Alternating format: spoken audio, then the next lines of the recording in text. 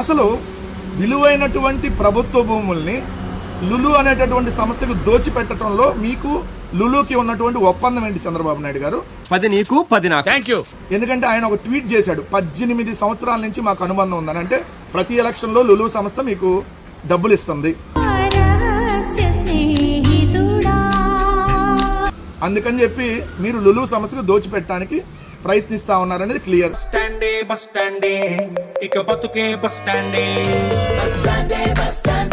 విశాఖపట్నంలో కూడా ఇలానే 2,000 కోట్ల రూపాయల విలువైనటువంటి భూములు మీరు వాళ్ళకి దారాదత్తం చేయటం, దాంతో పాటుగా ఏదైతే స్టాంపు డ్యూటీ మినహాయించారో జీఎస్టీ రాయితీలు మినహాయిస్తూ 170 కోట్ల రూపాయలు లబ్ధి చేకూర్చారు.